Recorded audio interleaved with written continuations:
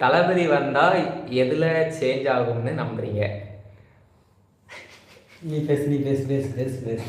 வந்தால் வந்தால் அப்படிங்கும் போதே சிம்பிளா சொல்றேன். நான் டிவிக்கு தான் ஓட்டு போட போறேன், இல்லைன்னு சொல்ல. ஆனா தளபதி வந்தா ஒன்றும் சேஞ்ச் ஆகாது.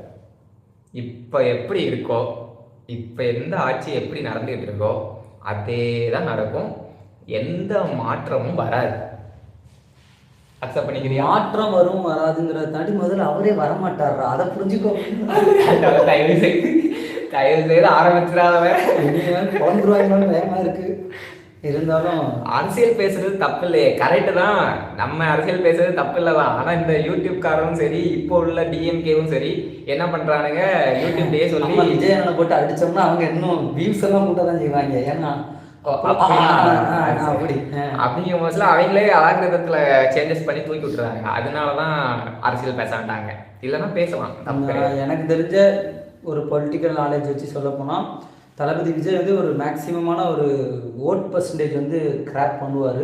பட் ஆனால் இந்த ஃபேன்ஸ்லாம் நினைக்கிற லெவலுக்கு வரமாட்டாங்க. சிஎம் சீட்டெல்லாம் பிடிக்கிறது கஷ்டம், அன்பிலீவபிள், நடக்க சான்ஸே கிடையாது.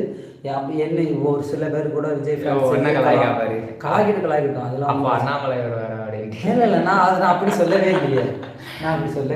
நான் அண்ணாமலை மோஸ்ட்லி டிஎம்கே தாங்க பிடிக்கும். இப்போதைக்கு அரசியல் களத்தை பொறுத்த வரைக்கும் பார்த்தா நெக் டு நெக்குன்னு சொல்லலாம். நெக் டு நெக்னா ரெண்டு பேத்துக்கும் போட்டி கடுமையாக இருக்குது. கூட்டணி ஆட்சிகள்லாம் கூட அமையதுக்கான வாய்ப்புகள் நிறையவே இருக்குது. தாமரை மலர்ந்தே தீருமா ப்ரோ? ஆல்ரெடி தமிழ்நாட்டில் தாமரைலாம் மலர்ந்து வருதுன்னு வருஷங்கள் ஆச்சு. இப்போ கலாய்க்கிறாங்களே இவங்க எல்லாம் விஜய் ஃபேன்ஸ். ஓகே, நான் விஜய் ஃபேன்ஸாக இருக்கலாம், என்னைய கலாய்க்கலாம். நான் அதெல்லாம் வந்து அரசியலில் வந்து விமர்சனங்களெல்லாம் நான் ரொம்ப ஈஸியாக எடுத்துகிட்டு கடந்து போயிட்டே இருப்பேன். பட் ஹார்ஷ் ட்ரூத் சொல்ல போனால் விஜய் ஃபேன்ஸ் எல்லோரும் நினைக்கிற மாதிரி 2026 நானும் தளபதி ஃபேன் தான், தளபதியோட விசிறி தான் நானும். பட் ஆனால் நான் கண்டிப்பாக டெஃபினட்டாக நான் ஓட் பண்ண மாட்டேன்.